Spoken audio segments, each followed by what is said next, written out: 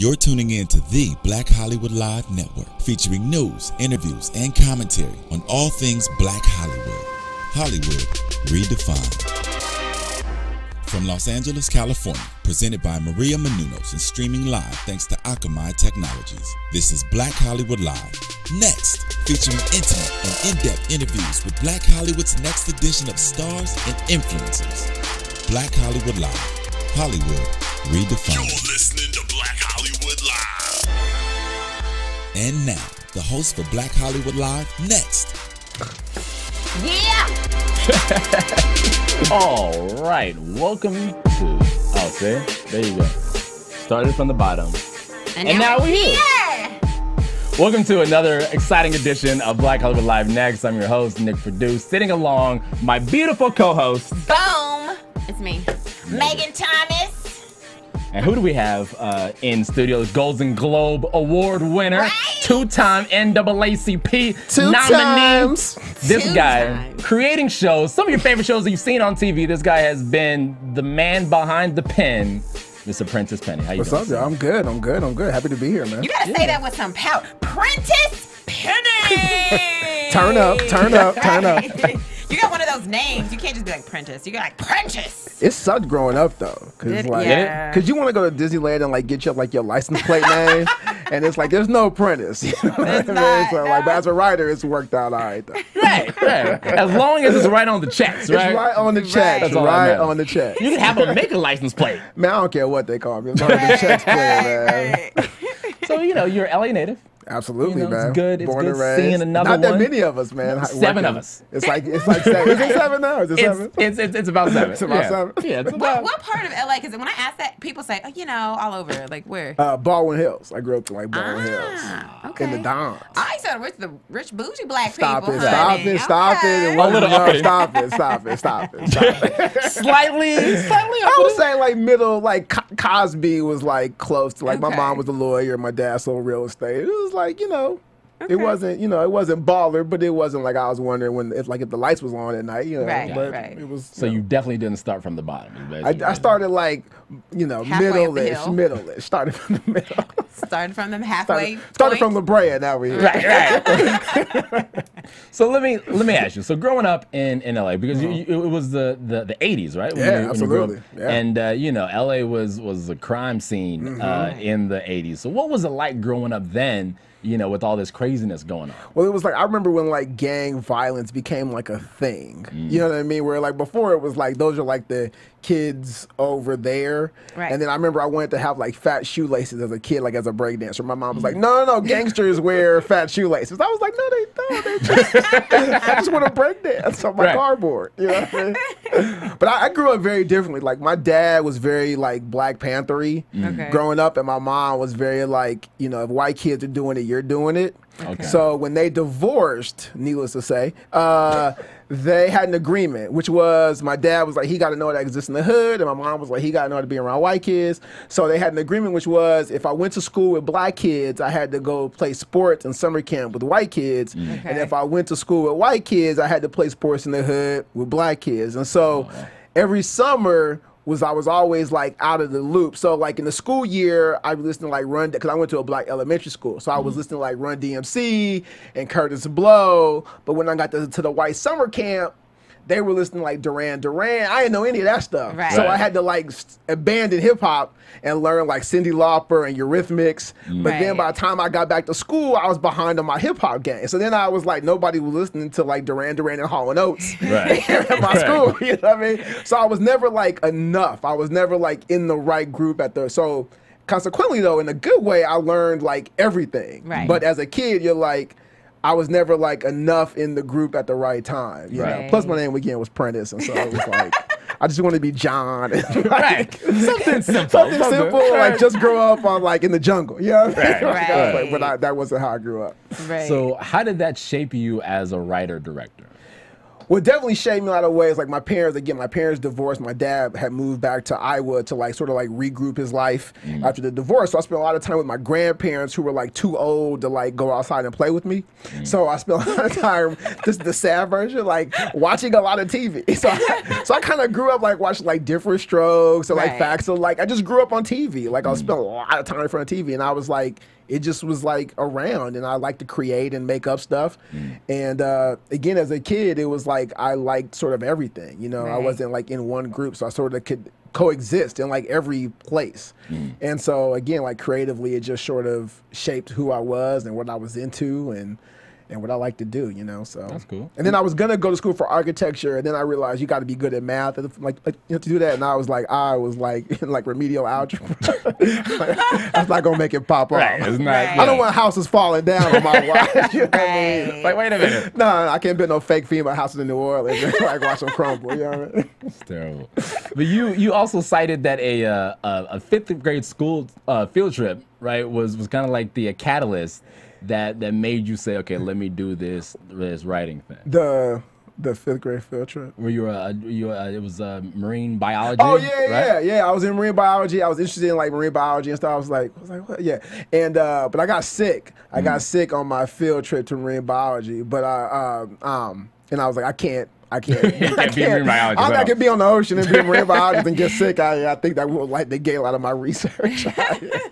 But no, I definitely had made like hard choices by that point, which is I was definitely a weird kid. I was one of those kids where you're like, oh, I want to be a writer, but like I didn't know anybody that was like Spike Lee was like the only person of color that I knew was like doing movies, or you know what I mean. I just couldn't comprehend that. And my parents, like they were all like, you get like an accountant job and you do you follow the path of like you know how we all get that speech. And but I was just like, I was always different. I was that weird little kid, and so I was like that. I had good hair, but I was that weird.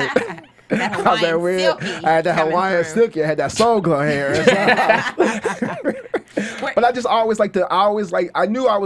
I remember watching Porky's, which was weird. I remember watching Porky's, and I recognized early on, I was always in the like the fun, cool group, but I wasn't the stud. I realized early I was the nerd. I was like Pee-wee. I was like the funny short guy in the cool group though. Right. So I recognized because I'm never gonna be the guy that girls are like, oh, he's just like the Boris Kojo dude. But I wasn't like I knew who I was very early, and I was okay with like being the short, funny guy. I was cool with that. And so that's sort of it's not cool when you're in high school and you're like trying to get the girls, but I knew this is who I am, and I was actually okay with that. All you had to do was like, do you see my hair? Do you see these baby hairs? Right, that's how you had to do it. It's natural. It's natural. It's natural. Were your parents mad when you told them you wanted to pursue television and film? Weirdly, like my parents were always very supportive. Like other parents around them were like, you need to get Prentice in line. He clearly does not have a good head on his shoulders. You know what I mean? But I always got good grades. And my mom, like, sort of like my mom again, like I was in a group called Jack and Jill, which is like a very middle class, like black, like thing for your kids and this thing.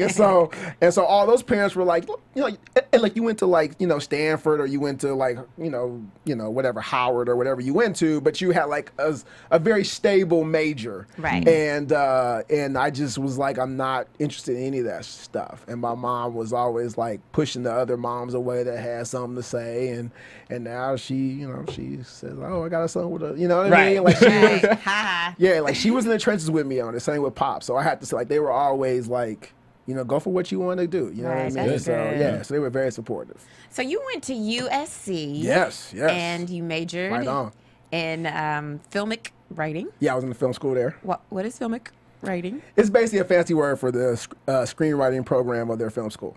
Oh, okay. Because when I saw that, I was like, oh, they misspelled film. Oh, it's a real word. My bad. Oh, my bad. Oh, I don't know that. That's an SAT word. Right. So when you graduated, what were your expectations about, you know, being in this new field? It was weird. It was like I was the only black guy in films in my class. Like there were other black guys, but not that many of us, obviously. And it was right when John Singleton had just graduated, because he went to the same program I was in. So I got to school and everybody's like, you're going to be the next John. Now, mind you, Boy in the Hood had either had just come out or was about to come out. So I didn't know who the hell John Singleton was. I was like, who's John Singleton? And I realized, okay, who John Singleton is. But everybody kept saying I was going to be the next John Singleton. And I was like, okay, I'm going to be the next John Singleton. And then you're like, oh, I'm not the next John Singleton. Right. And, but it was, I was like, there was like myself and one other black woman there who was in film school at the time. And obviously it was great to be at a school like that because you learn how to write and you make good contacts. But, you know, it was at a time where like independent filmmaking had just sort of popped off. So it was like Ed Burns and Robert Rodriguez had just come out with like Brothers McMullen and El Mariachi. So it was a big, I think it was an interesting time because it was a big, huge push to go away from like the way like major movies are made.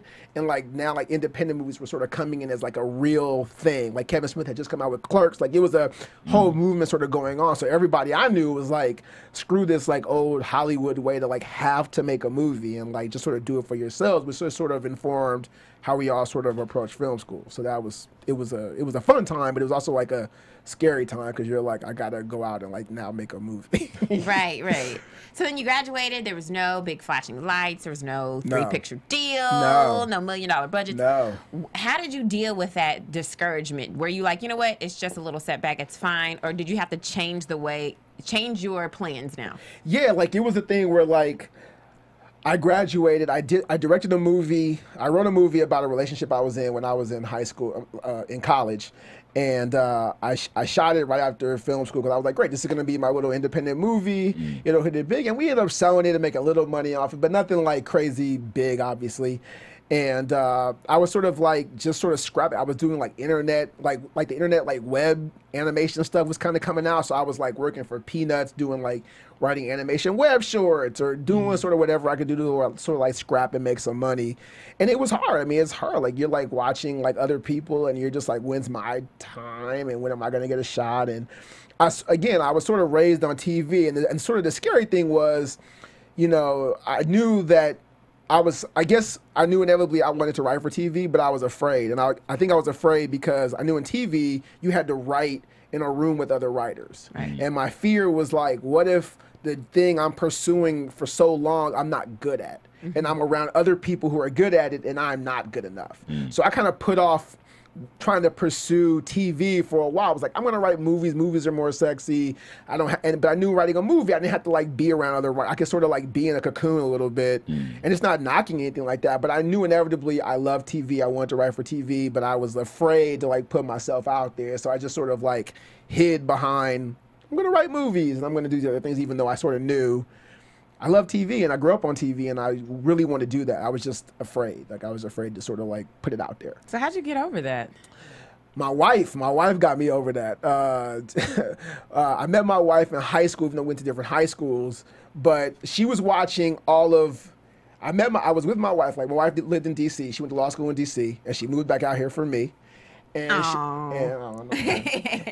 she was watching all of my friends like meet girlfriends, break up with those girlfriends, meet new girlfriends, get engaged to those girlfriends, get married to those girlfriends, and she was still a girlfriend, and she was like, I'm watching all of them and I'm just still here on the side. Like, so she was like, look, either we're gonna pursue this 100%. And I was afraid, like I was like, her dad was like a guy that like worked like as a Marine, and he was like an HR exec for like, so I was like, here I am, this writer guy, I ain't got no job, I'm like substitute teaching. And I can't ask his daughter, I can't ask for his daughter's hand in marriage, and I don't have my life together. So I was like, as like most men, I was like, I'll get my career together first, and then I'll ask you. I was like, that was my thing. And she said, well, why can't we succeed together? I never thought about like sharing my dream with her. That never entered my mind. I was like, I got to pursue my dream. It's my dream. I don't know how to share it with anybody. I don't know if anybody, I was afraid if I get married, then I would be like, I got to get a real job now, and I got to like provide. And she was like, nah, we all in on this. And when she said that, I was like, why didn't you say that 4 years ago? You could have been wifed up. Right. And when she said that, it was very freeing. And then like we got married and I got my job the very next year, and my first job. And so she really helped me get over that. Moral of the story, men get married. Get your You like how I pull that out of the story? This got a real Meg platform all of a sudden. This puts a real agenda. Right, that is not the moral of the story. You know what? You take what you want to take out of that. So Prentice, you were talking about your first short film, and it's called You Say Tomato, right? Yeah, it's actually it was actually a feature movie. Oh, feature movie. Tell us about that. It was about a relationship I was in And it was very much like a When Harry Met Sally kind of a story about a couple that meet sort of in college and sort of like the steps of a relationship. Like you meet, you sort of go through this sort of like honeymoon phase, and then like you sort of go through like when that cools off, sort of what happens next, and you kind of move in together, and then sort of like all the phases, you know, like when you break up and how you sort of deal with that. So it was really about like all the phases you kind of go through in a relationship. Like a couple's being asked in the present about their past relationship, and then they each have different accounts. So it was about how he saw this various phase of their relationship, how she saw it, and then you see sort of like what the truth is, and then that was sort of the like through line of it. Yeah, I want to watch it. it's out there somewhere. I'm sure if you Amazon Prime it, it's probably for like $1. Boom, got it, done, sold. And so you continue to write scripts at night, Yes. right? While you worked as a substitute teacher Absolutely. during the day. Yes. And so, what do you say to people, who want to pursue their dream? You know, and again, it's essentially sharing it with your significant other. Let's say like if they're single. Sure. Right. So what would you say to people who think, okay, maybe this isn't gonna work for me, and I should just go back to that regular life Job. as opposed to do what I really want to do? I mean, it's like, people ask that question all the time, and I always say, you just gotta take a swing, Like it's one of those where it's like, I can't guarantee, like nobody can guarantee your level of success or where you're gonna be, and if you're gonna need to know, like definitively, it's like any husband and wife that's sitting there at the altar. They can't definitively say we're gonna be here 50 years from now. It's like all you can do is just make sure you're there 50 years from. I mean, that's really the only way to get there. So that like there's no shortcut to getting there. You just have to get there. So it's like if you're looking for a guarantee, can I guarantee I'm gonna have success as this? Nope. You can't. You can't at all. Right. All you can do is say, I'm going to die trying. Like, how committed are you to dying trying? Like, that's really what it comes down to. How committed are you to just saying it's this or bust? And I don't know anybody's level. That's just for you to decide for yourself to say, I knew for me, I don't have a fallback. I don't want to fall back. I don't want to do anything. So that was my level of commitment was I don't want to do anything else. I remember I got my first job on Girlfriends, and I was like a writer's trainee, which is like a writer's intern kind of a thing, but I got to pitch jokes and pitch stuff. And I was making $600 a week. So I was making $2,400 a month, and I was at a sub, I was making $1,800 a month, but I hated what I was doing. So I wasn't making dramatically more, but I was making $600 more. And I told my wife, I was like, if I only made $2,400 a month for the rest of my life doing this every day, I'll do it. I was like, this is great. I was like, now I wouldn't do that. but then I was like, this is it. Like that was like that feeling of like, I'm doing what I love, and I'm just making enough money to like pay my bills and like live. Like I remember my cousin told me one time, and I used to think he was crazy. He was like he was like, if you want to be a plumber, you got to hang with plumbers.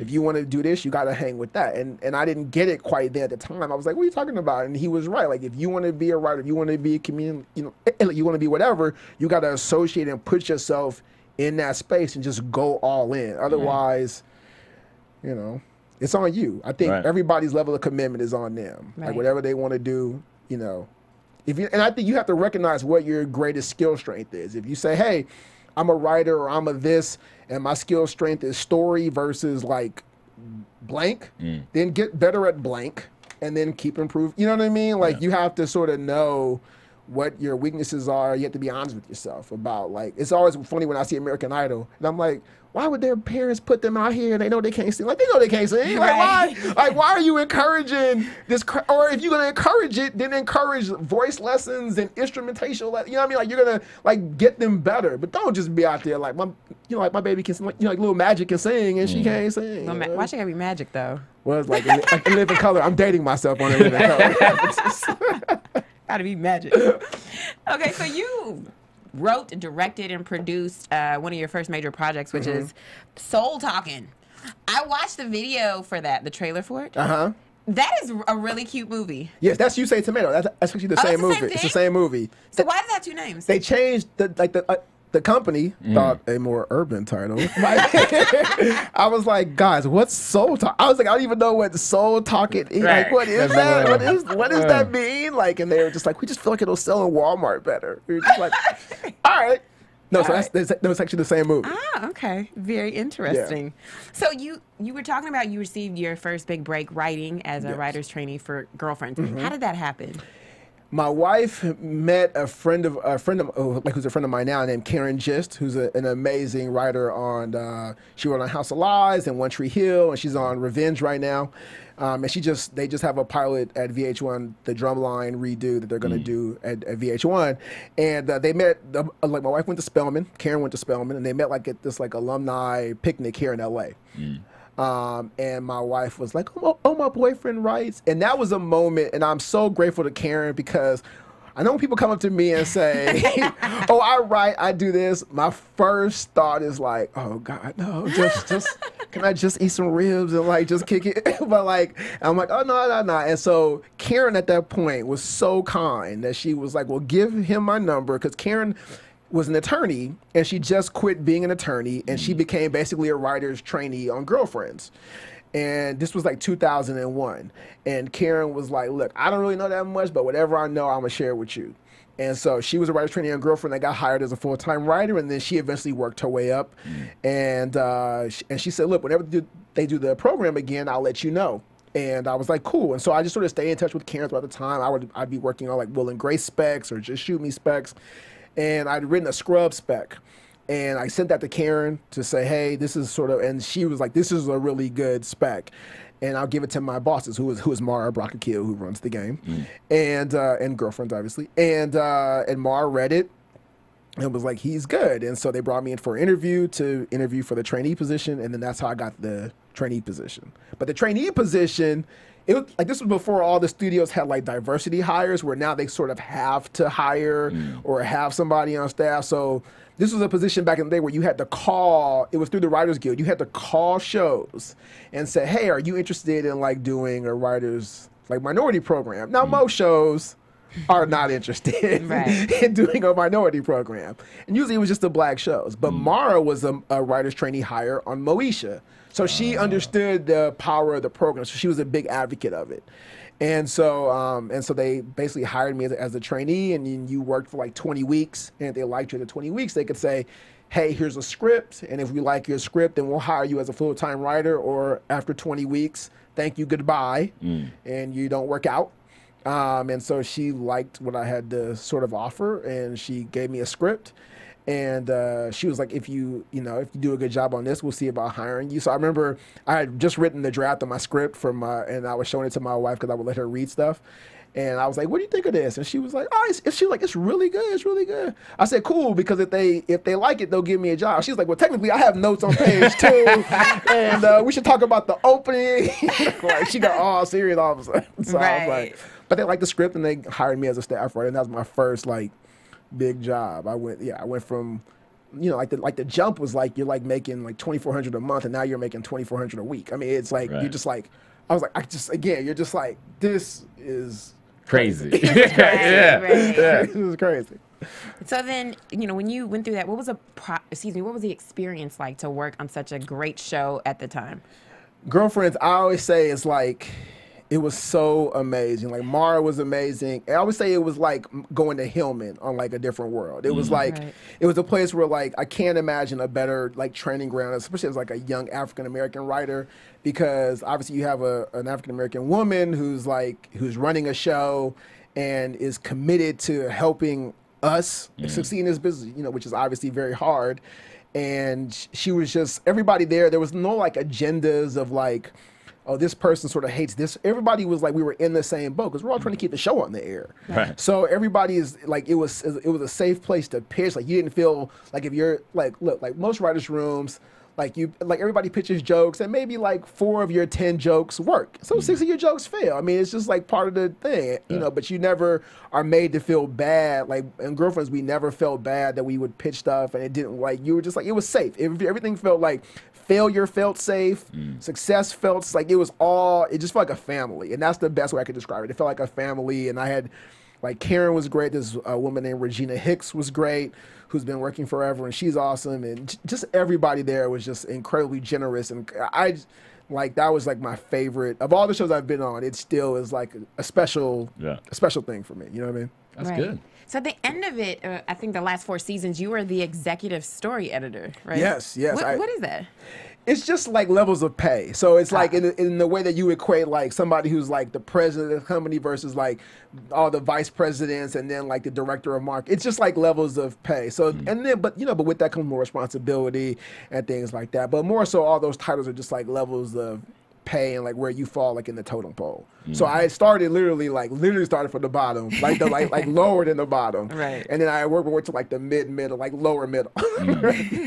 But I mean, as long as the checks kept going up, it was no post-dated checks. So and because like what's crazy is that even like at the bottom is still better than what a lot of people are doing. Bro, the bottom is $2,000 a week. Right. Net. There's no bottom. Right. No bottom. You didn't have to wait or bartend anywhere.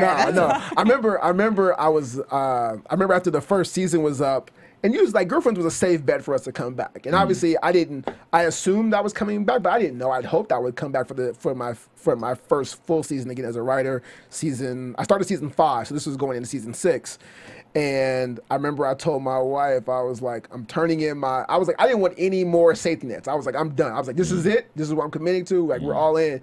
And I was like, I'm turning in my like retirement papers to the school district. And she was like, are you sure you want to do that? Are you sure we want to do that? Yeah, I was like, yes, we're doing. She was like, I don't know. I was like, we're turning them in right now. And so, but it's like, every year it's a gamble with the show. I mean, that's the other side. It's a lot of money, but there's also like, unless you're on like a Modern Family or a Big Bang, I mean, it's just like, and inevitably too, it's like, this isn't like Apple, where Apple's going to be around for the next 1,000, million, whatever years. Google's going to be around, IBM's going to be around. It's like, it's TV. Inevitably, every show gets canceled, no matter how, no matter how it eventually stops. It has an end, so, yeah, right. So I always equate like TV is like the crack game. You got to like get in, get your money, and you got to get, because you don't know when it's going to, you just honestly don't know when like what you're working on is going to dry up, no matter how like inevitably the #1 show will be off the air. It doesn't matter. Seinfeld, but the #1 company is going to be around for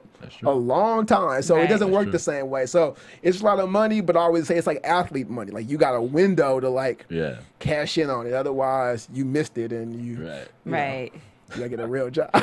So you were a co-producer and a writer on the show Do Not Disturb, which ran for about a season. Yeah, not even that. Roughly.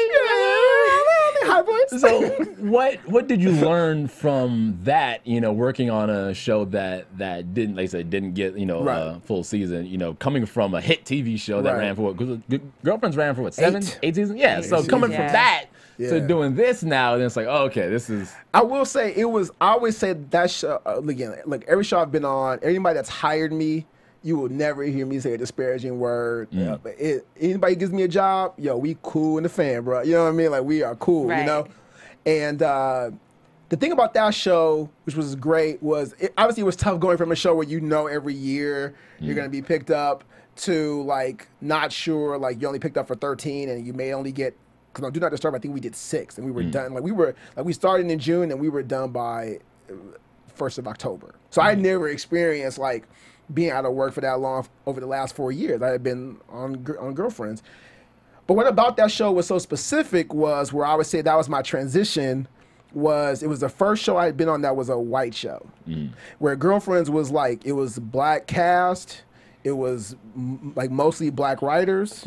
Where Do Not Disturb was the first show that I did where it was created by white people, where it was mainly where it was essentially an all-white writing room, except for one other Korean writer named Elaine Ko, who's on Modern Family.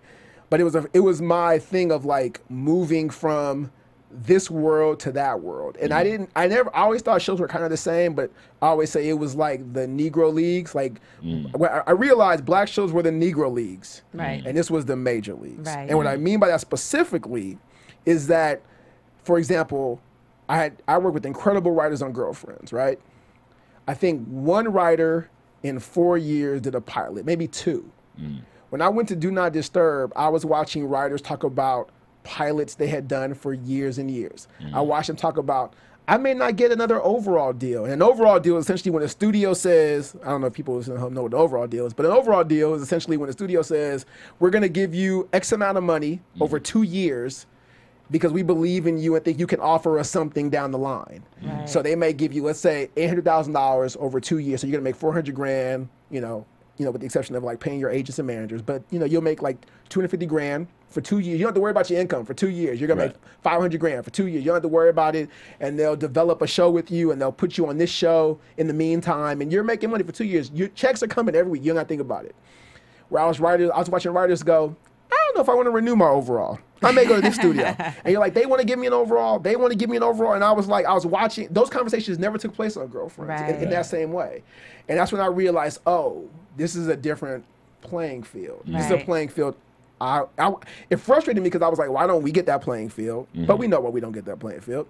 And then I recognized I want to be in this playing field because this is where, and so that was sort of, I recognized, even though the show it didn't pan out in terms of like longevity, it was a huge like bridge. Because also what I got to do on that show was I got to meet a lot of white writers who, when I got my next job on Scrubs, they could the people on Scrubs could contact the white writers I worked with on Do Not Disturb and say, how was Prentice? Right. Whereas they knew each other, like they would hang out. Whereas nobody from there was hanging out with anybody I worked with on Girl. Like that, it was just was a different, Right. you know what I mean? It was just a different playing field. And that's when I realized, oh, there's a different world out here that I had been seeing for 4 years. Right. It was like the Matrix. They opened my eye, I took the red pill. You know what's crazy is that really kind of mimicks like your childhood growing up. Right. That's what I was thinking. You know, it's so funny because it totally trained me to be like the only black guy. Yeah. Because in my summer camp, again, I was like, in my summer camp, there were 3 people of color. It was an Indian, it was a Native American Indian, and it was me and a Japanese girl. Those were the only people of any color. Everything else was like, because it was right in the valley. It was white. It was also, I was and in film school. I was the only one, you know what I mean? So I got used, I was very used and okay, which is kind of sad in some ways, but I understood it. I knew I'm okay with being the only one in the room. It doesn't frustrate me or in that way. It doesn't overwhelm me. I'm comfortable. Right. And it really, it's like funny how life prepares you for things like that. Right. Yeah. And so let's talk about Scrubs. Sure, right? sure. You got to work with, and this is a guy who I met recently, Mr. Bill Lawrence, who's had an incredible career. Yeah, how'd you meet Bill? I went to Undateables. Oh, okay, yeah. So because I didn't really know who he was, and I looked him up, and I was like, oh my god. Yeah. Bill created like Spin City when he was like 24. Exactly. Spin City, Scrubs, Cougar Town. He has like 4 shows that are on TV right now. Like he worked on Friends the first season. He's crazy. Anyway, so working with that guy and that team of writers, because Scrubs went with 9 seasons? 9. Right? What was that experience like? It was interesting. I got there, it was weird. It went off the air. It had that big, great finale. I don't know if people seen the finale, but they have an incredible finale where like Zach Braff meets everybody. It's an incredible finale. People haven't seen it. They should just see it. And the show was done. And then ABC was like, no, let's do 1 more year. Bill was like, I think we could do 1 more year. So it was this weird year where they like, I always say our season of Scrubs was like when they brought Oliver into Brady Bunch. It was like they're not, like Oliver's not a Brady, but he's in the thing. Right. Yeah. So season 9 is like this sort of amendment to the Scrubs. And so it was this year that they went to med school. So like Zach Braff and Donald Faison were teachers, and but we had like great actors like Dave Franco, who's James Franco's brother, who's like in 21 Jump Street, who's super. He's in Now You See Me, who's great. Carrie Bechet, that was in Argo, ended up being in Argo, is in that season.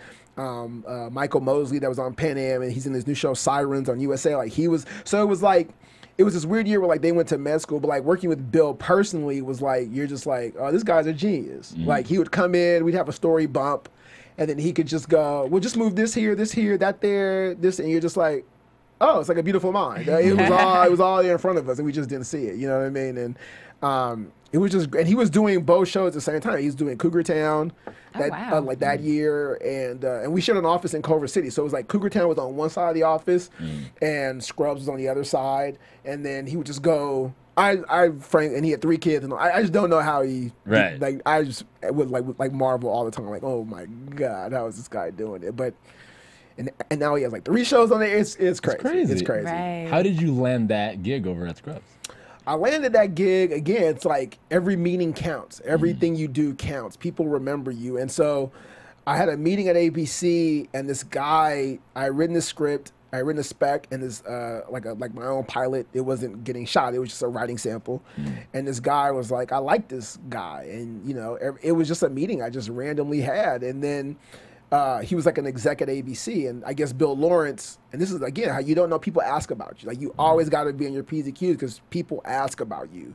And Bill Lawrence, he was putting together the Scrubs staff, and he was like, he asked this one exec, and the exec just happened to be the guy I met with, and I sat with Bill Lawrence because he was like, it was about Cougar Town. He said, actually, I'm not interviewing you for Cougar Town, I'm interviewing you for Scrubs. And I was like, what? And he was like, yeah, we're actually bringing it back. And he said, I heard about you through this guy named Patrick McGuire, and he said, I asked Patrick every year who are 5 writers I don't know that I need to know. Because on Scrubs, that writing staff had been together 8, there wasn't like a big turnover. Like Bill likes the same people, he doesn't have to worry about it. It's like most people, like you want to have people you trust. And so Scrubs, there was mostly the staff was always intact. And he was like, who are 5 writers I need to know who I don't know? And Patrick said, oh, you got to meet this guy named Prentice. And that's literally how I got the meeting with Bill. And then in the meeting, Bill was like, okay, I'll call your agent and you got it. And I was like, all right. Like that's literally how, like, you just don't know. I mean, you just don't. So you always got to be like on your, like every meeting I always think every meeting counts. You just, because you just don't know who's asking about you. Was this the first time you were on a major project, you were a producer? No, I was a co-producer on Do Not Disturb. Like that was that was my big jump, was going from like to get a producer credit, was going from. And that's the big jump too, where you're like your name appears in the front of the show, as opposed to the back of the show. Because my dad would always go like, I remember my first job. Like my dad's always real hard on me. He loves me, but he always gives me a hard time. And he was like, I said, I got this job, and he was like, I don't see your name on it. And I was like, well, they don't put staff writer on the show. Technically, he was like, so then they put story editor, and I was like, I'm on the show. He was like, yeah, but you on the end. I was like, now I'm on the front, now I'm on the front. What you gonna say about that? I'm on the front. Let me ask you this question really quick. Do you get multiple checks when you have different things, or is it all lumped into one? No, it's all lumped into like your pay. So it's always like, so if you're and you have rates as you continue to, like, for the most part, like if you're, an easy way to remember this, if you're at the end of the show, your rates are preset. You ain't got no choice. Like all your rates are set. And for cable, it's lower. So as opposed to network, when you're in front of the show, now your rates are more negotiable. So all your rates vary in the front. Okay. How is it being a producer and a writer on these shows? Well, when you're a producer, essentially, again, those are mostly levels of pay in terms of most of the responsibilities. But in the other side is like you just have more responsibilities in the show. So you, as opposed to like when I was a staff writer or a story editor, I couldn't run a room. Like, and by running a room, I mean like be in charge of like what inevitably goes up on the storyboard or what jokes get into the script. Like you are sort of like, you're just sort of pitching, hoping that your ideas get in there. When you're at like you get higher up in the producer rank, you start to decide, oh, that's a good pitch. I don't like that one. I'll put that one. You know what I mean? Like all those things. So you just have more control. Like you're more of a manager of those, of like, I think this is that's a good pitch. I'll put that up. You know what I mean? And like you're more of a filter to what the bosses inevitably see. Gotcha. So as the high, like executive producer is the highest you'll get, beside co-creator of the show. And those people are the ones that basically have the final say before the boss says yes, no, this, that, or the other. Wow. It's fascinating. These are things I didn't know. Like you hear about this, but you don't know the specifics of how it all works. So in 2010, you started working on the critically acclaimed series Happy Endings. Yes. How did you get started on that show? Again, it's like literally this. Like people say, it's always who you know, and it really is. The thing about Happy Endings was I was on Scrubs, and one of our again, because Bill couldn't do both at the same time, so he was more concerned with Cougar Town because that was a new show as opposed to Scrubs, which was sort of already set, at least in terms of structure, what that show is. So he had 2 other executive producers run that show as like his number 2s, and one of those guys was a guy named Jonathan Groff. who had a deal at ABC. And this is I'm on a white show, the only person only black person on the show. And so you're trying to, work harder than everybody else because it's like you are the one, you know what I mean? Yeah. And so Jonathan Groff had liked me, and he was put on the project Happy Endings because Happy Endings was written by a guy named David Casp, and Casp had just the only thing he had done to that point was sell 2 movies. But like the movies hadn't gotten made yet, and he was essentially like he never worked in television before. He had no experience, so they usually pair you with somebody that has more experience to sort of help you through it. Well, Groff just happened to get on that project as a producer, and they were doing punch-ups for the pilot. Like happened to got greenlit to be a pilot, and Groff was having other writers come do punch-ups like before they filmed it, and he asked myself and a couple of people like to come to a bunch of punch-ups. And I was going to these punch-ups, just pitching jokes, just trying to help. And I was like, this is great. I had never been to a punch-up before. I had heard other writers, but I had never been high enough to be asked to do that. Right. And I remember my wife, it's so funny, she was so gung-ho to give me my first job, but now she was like starting to be like, and I was going to all these punches, and she was like, well, do you have to go to every one? I was like, look, he could give me a job. Like I was like, and I didn't know, I was like, he could give me a job one day. I don't know. Right. But I was like, he's asking me, so I'm going to go. Right. And then Happiness got picked up. And then he was like, I want you to come hire me. And I was like, see, boo, see? And then that's how I got it was literally like he hired like 4 Happy Endings writers. Wow. And that's how I got my first job was purely because Groff knew me from Scrubs and was like, I like what he brings to the table. Let's hire him. I mean, I didn't have to work. I didn't have to go campaign for it. I had to go, and that's really how it happened. That's a blessing, man. Yeah, but that's how this business works. It's activity. Yeah. So how was that working? How was that different from working on your other projects? It was different. The thing I loved about Happy Endings was we all felt like we were like this little engine that could like we all knew we were like working on something. First of all, we all had loved each other working on this. Like most of the staff was from Scrubs. Like I would say maybe 40% of us had all worked together already. So we already liked each other. Like most of the getting to know you parts of shows kind of take in the beginning, which is like, oh, we got to get to know how this what do you bring to the table versus like we all sort of knew at least what 40% of us brought to the table. We all sort of knew already. So we didn't have to wait to hop in on that. You know what I mean? And David Cash, to his credit, was like, look, I've never done this before. I trust you. Like he wasn't afraid to say, which was like the opposite of what most people would do. He wasn't afraid to say, I don't know. Like that was I thought his best move the first year of the show was to say, I don't know. What do you guys think? And now most people would be like, oh, I think we should without even you know what I mean? Like having to prove that they know, he was okay saying, and that was such a classy and smart, and it also taught me, which is what you want to take from any showrunner, is what do you learn? And I learned from him to say, it's okay to say you don't know. It's okay. You don't have to have all the answers all the time. It's okay. And it's actually better because it helps other people say, well, what if it's this? Yeah. And open your eyes and say, I never thought about that. That's great. And I think it's something we all need to incorporate in all of our lives, but it's so specific in TV where everybody feels like they have to be the smartest person in the thing, and he was okay saying, guys, I'm not. And it was such a great, move, by the way. But again, we all sort of felt like we were this family. We all sort of felt like we were this little bitty, we had no air date when we started. We knew we were doing 12 episodes, so all we were like is let's do the funniest, best 12 that we can do.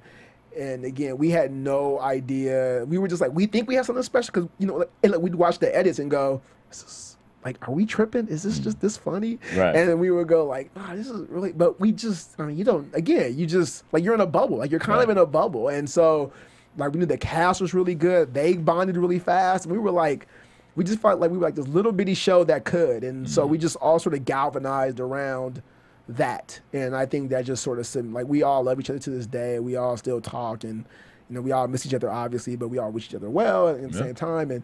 But it just felt special, and it reminded me of how I felt when I was on Girlfriends. I hadn't loved the show like that in a long time, and it just felt like we were doing something special. It was also where I got to assert my I got to go do editing. I got to go do I got to go be involved more, and that was freeing too, and a lesson. You know what I mean? Bill Lawrence was a big advocate of no matter what level you are, you're gonna have to inevitably learn how to cast and edit and be on set by yourself. And so he was always go to set by don't send people higher than you. You're gonna see Bill was smart enough to know I've hired enough talented people on set where it's not going to get screwed up. Right. I have good direct. So even if I send the worst writer possible, it's still going to be okay. I've hired good actors, good directors, good camera people. It's going to be fine. Yeah. So he was always like, let the writer go and do their thing. And we sort of carry that over into Happy Endings. And even how we broke stories on Happy Endings was very much how we broke them on Scrubs. So we adopted a lot of that. And even to how I break stories to this day, I pretty much break them how I broke them between Girlfriends and Scrubs. Even personally, that's how I approached story and things like that. Well, you can tell the success and the rapport that was with you guys, because congratulations, Happy Endings got 2 Image Award nominations. Yes, yes. That's amazing. How did that feel to finally go, somebody else recognizes what I do? It was funny because, Happy Endings was a show where, like, critically people were like, you gotta watch this show, but people, like, the numbers were, like, not there, Right. And it's so funny, too, because I feel like even we're 2 years removed from, like, being, like, a hit show. Like, our numbers now are like people would be begging for those numbers now. Like, you know what I mean? But it was like fans and critics were like, you gotta watch this Happy Ending show. But it was great to be a part of that. And it was again, it was like the NAACP, great, cool. Right. Cool, we'll take it. We'll take anything. We'll take it. So let's talk quickly about your show that you created for Fuse TV, which is called The Hustle. Yes. Starring one of my boys, London Brown. Yes, London Brown. London Brown. We had Erica. Yeah, the Erica on the show. She was in here too. Yeah. Erica. How was this project conceived, one, and then why was Fuse like the perfect fit for the show? It was conceived, again, I grew up in the 80s like we were talking about, and I grew up just obviously a huge fan of hip hop. And I always felt like there was a bunch of magazines, a bunch of whatever for hip hop, and I always felt like all the TV shows that try to do hip hop always felt like fake. I always felt like they felt like real dark and like scary, or they felt like kind of cartoony. And I always felt like there was never like the right level of like now when you can go to Instagram and you can see like what Rick Ross is doing, it's neither scary nor cartoony. It's just real. Like you're just like following his life. And I felt like, well, what's the Instagram version of the show? Like what's the just the reality? And so I just went to write something that I felt like I would want to see at home. And that at that point, Entourage was on the air, I think like 2 years at that point. And I was like, it should probably be in this tone. It should just be more, but obviously more gritty, a little bit more real than, Entourage is. Entourage is very glitzy and glammy. But I just felt like, I was like, we listen to hip hop all the time. It's such a part of our major culture. There's a bunch of magazines. It's everywhere. But why isn't there like one, as opposed to like all the reality shows where they're somewhat reality, but you know what I mean? Yeah. And I felt like, well, why isn't there a scripted show like that? And so I literally wrote, I was on Do Not Disturb, which tells you how far back I started writing it. Right. And I wrote it, and we just sort of like went from there. We pitched it around town. I wrote it. I went to film school with Tim Story, who directed Barbershop and stuff like that. And so Tim directed an early version of the pilot and for Fuse. And we were going around town, who should we pitch it to? And also, too, we had Diddy attached for the longest time as an EP. Because we were like, oh, we should probably have like a hip-hop guy validate this show. Right. Just as like a good move for like when you're going through the source, you could be on the Divide, you could be like, or Double XL, you could be like, oh, so-and-so is a part of this show. And so we were like, so we made a list, and Puffy was on top of our list. And then we sent it to him. We were like, okay, maybe like T.I. want to do it or somebody. And Puffy called back and was like, I want to do it. Let's do it. And then I remember we went to Puffy's house, and you're just like, man, what's it? Like, we were like, is it going to be people like coming through the door and dance? Like, what's going to Puffy's house? He lived like in this amazing house, gorgeous, very understated.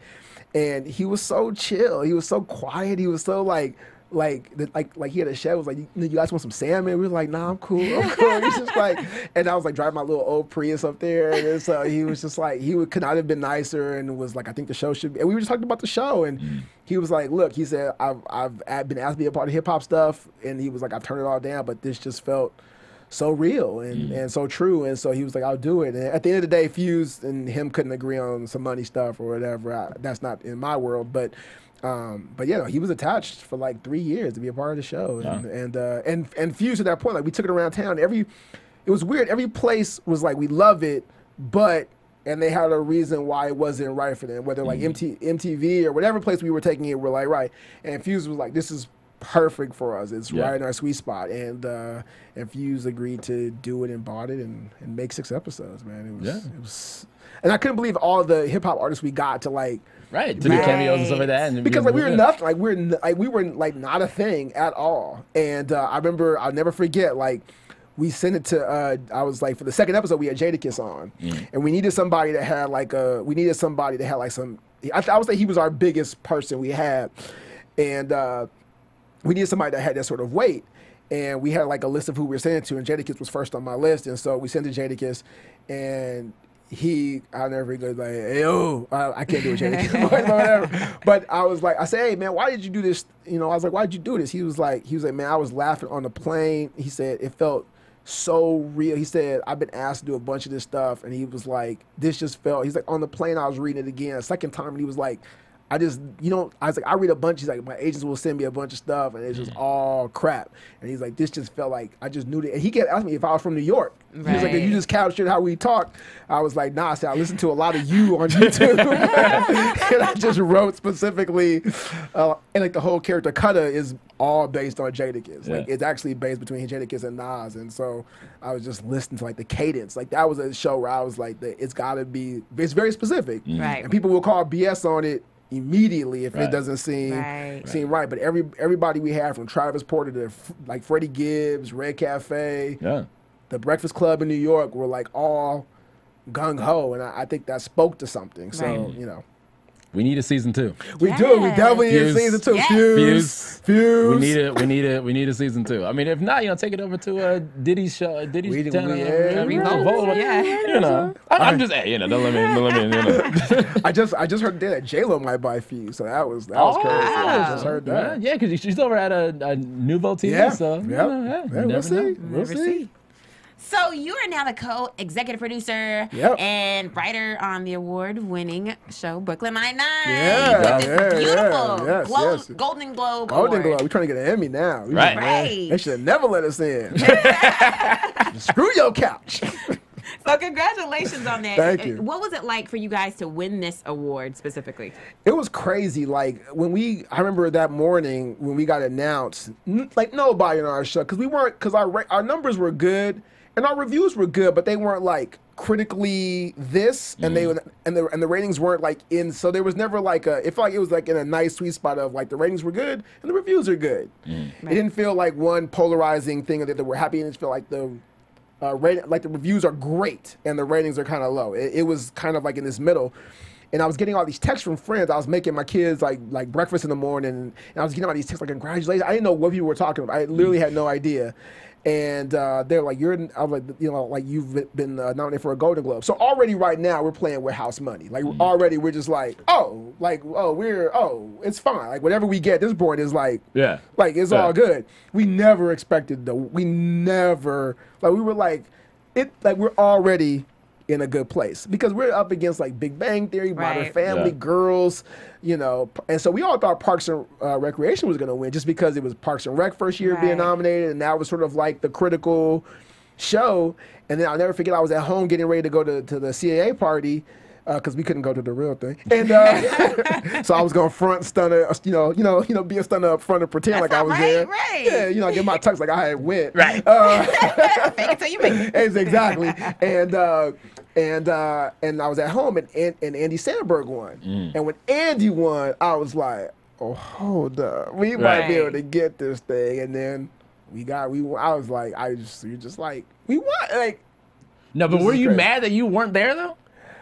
At that point, nah, man, you're just like, it's crazy because then, like, again, it's another, I always say, like, you go through levels of what you're allowed to see in Hollywood. So, like, when I was on Girlfriends, I saw what I was allowed to see. And again, when I worked myself, so then I was like, oh, I'm going to the CAA after party. Like, I was like, I didn't care. Like, I was like, I'm getting one of these. I was like, I'm winning. I've won. Exactly. And then you're at the CAA party, and you're like, oh, you're getting like shish kebab next to like Meryl Streep. You're like, and you're like watching, you're bumping with Sandra Bullock on the dance floor. Like it's just like you're Jane Fonda. You're in like the you're just like you're like there's Diddy. I talked to Diddy like, hey man, sorry the show didn't work out. He was like, oh, that's cool. Like you're like there's J-Lo next to like you're just like this is a whole other like level of like you're like there's Matthew McConaughey. There's David O'Reilly. You're just like this is like there's Leonardo DiCaprio. You're like you know who you are, dude? Right. You're Leonardo DiCaprio. And because what's funny is that, I mean, because I heard the award shows really aren't that entertaining, but it's the after show or it's the after parties that is really where you're able to kind of let loose. Man, I watched Jane Fonda and Diddy get it in on the floor. You're just like, this is. I took an Instagram picture where I had Diddy take a picture next to Jeffrey Rush, and I was like, it's the guy that signed Shine and the guy that was in Shine. This is crazy. Like, this is crazy. You're like, this is crazy. I like how he was like in between. I was like, my wife and I was like, don't say nothing. No, I'm gonna put a filter. It's kind of dark on it. Right. So now, after winning this award, you know, many people say that it's hard for African Americans to be behind the camera. And I mean, has it really been hard for you, or like, do you feel that way, or is it? Yeah, I mean, look, anything that you're trying to do is hard, regardless of what color you are. What I've learned is that it's not that. Look, like anytime you get a show on the air, like you get a show picked up, it's hard to keep a show on the air, right? So you want to hire people you know and trust, right? Right. So if you're a white writer, you mostly hire other white writers. If you've not been in a room with people of color, then you're gonna be like, I'm gonna hire my friends. Like it's not a like I'm not trying to hire you. It's just like I'm just trying to hire my friends. Right. And most of my friends, if there's a writing staff of 12 and 10 are white, you're gonna be like, I'm gonna hire my. You know what I mean? Yeah. So it's not like a purpose, but it's sort of a systematic, the way like the opportunities to even be in that room. You know what I mean? So I've just learned that like I just can say what I've done for me, which is like just grind. And but again, I grew up where a time where my mom and dad were like, you got to work harder than white kids. Like that was always.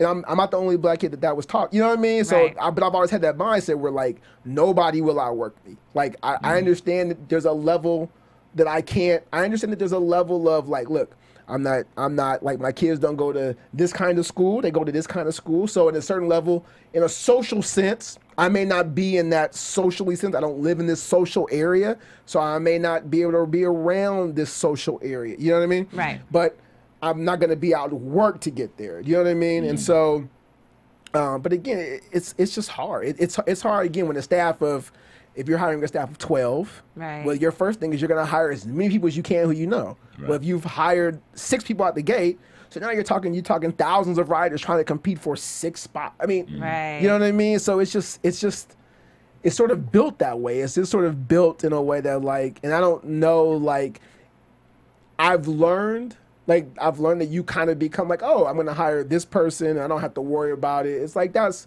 sort of the game. It's sort of like, so hopefully I can open the door like on The Hustle for 2 or 3. I mean, you know what I mean? Like that's hopefully the process down. I'm sure Sidney Poitier felt like when he was, he was doing his movies, he felt like, I'm the only person here. There's no, even no black ADs. Yeah, I mean, I'm sure even he was like, I'm the only person who looks like me, probably behind the chef. You know what I mean? So it's like, but he opened doors, and hopefully, I can reciprocate the same, and we all, you know what I mean? It's just, I don't know if it'll ever be like everybody. It's all like a Benetton ad. I don't know if it'll ever be like that. You know what I mean? But hopefully it'll all sort of, it'll just be more than just feeling like, oh, we have to hire one. Right. You know what I mean? That's that. And that's the main thing, is like to hire people just based on ability, as opposed to like, okay, we got our guy. We filled our quota. Right. And whether it's subconscious or conscious. Right. So do you consider yourself more of a writer who is a producer-director, or like a producer who is a writer and director? No, I'm definitely a writer who like does other stuff. I don't even like, having been a writer for so long in TV, like directing doesn't really, it kind of interests me, but not in the same way they did when I first started out. Like, because in TV, the writer has like all the say. Like you essentially are dictating sort of what the director will do. And I mean, the director's there to do what they're supposed to do, but the writer's there to say, hey, get a take like this or get a take like this, and the writer has the final say on editing. Like, it's not like movies where the director is the thing and the writer's like 12 years a slave, like kicked off to the side, and it's like, oh, thank you for writing it, but we done with you now. You know what I mean? It's like in TV, the writer has it's all Chandra Rhimes, or it's all Bill Lawrence, or it's all whomever, and they're the final thing. And so for me, it's like, well, why would I want to give that power up to movies? I have more control. And they also too, like, and you can evolve. I enjoy TV because you can evolve a character. You can evolve over time and keep storylines going. Whereas a movie is kind of like, unless you get a sequel, you're kind of one and done. I mean, there's fun in that too. But to me, TV is great because you get to evolve and dive deeper into stories and things like that. So for me, I just enjoy that way more than I ever enjoyed like just directing or anything like that. Okay. So, gotta ask you. Yeah. As we're winding down. Yes. What is your ultimate professional goal, and what can we expect next from your career?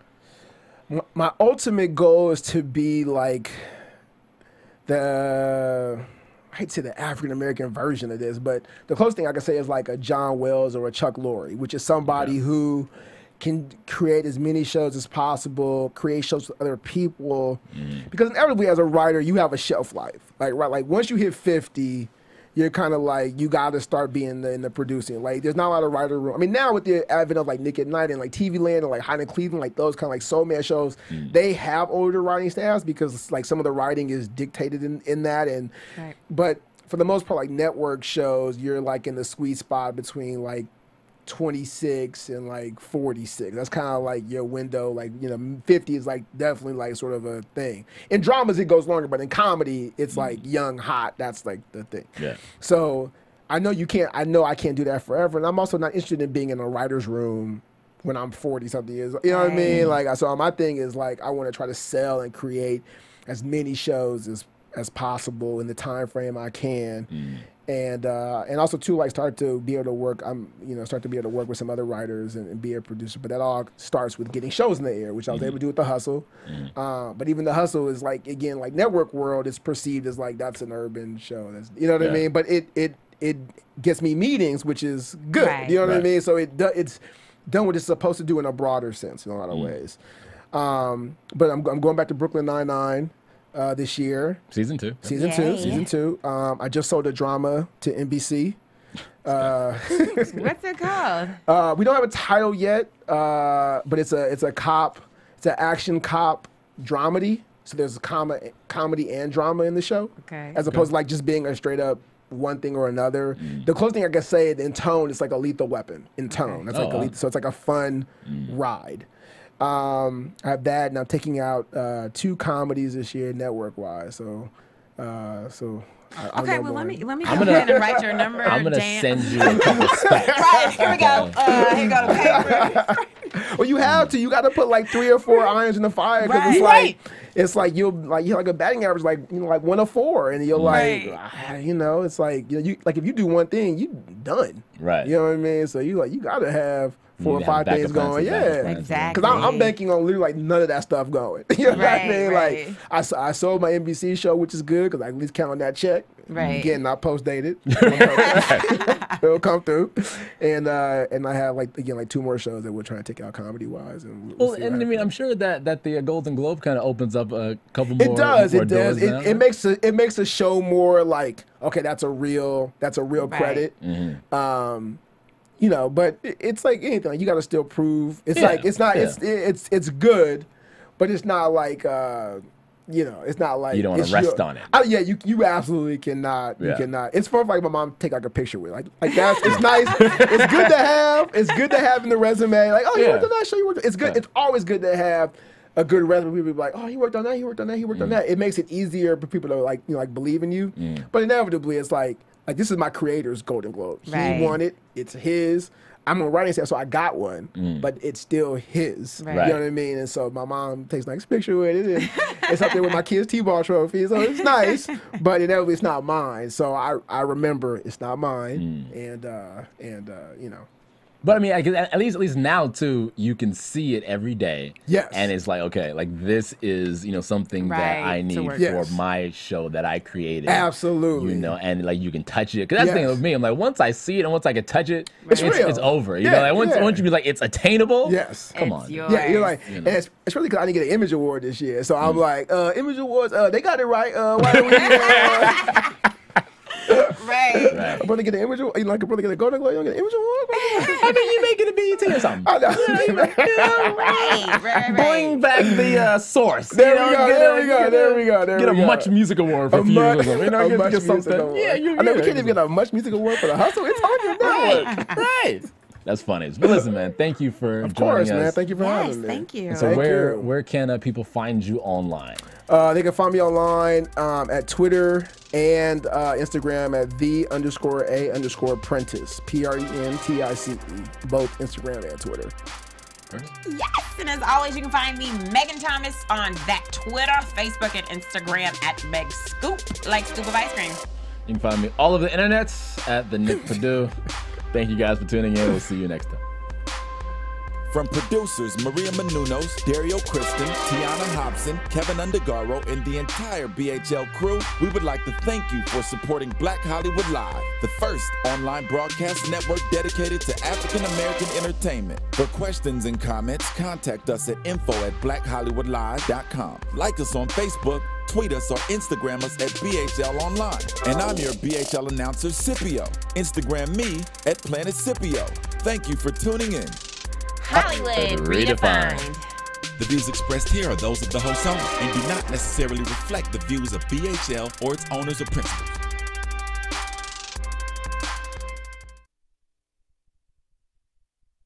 Thanks for watching Black Hollywood Live on YouTube. For more in-depth interviews and news, subscribe to our channel here, and be sure to share your opinion in the comment section below here. See you soon, everyone. Bye.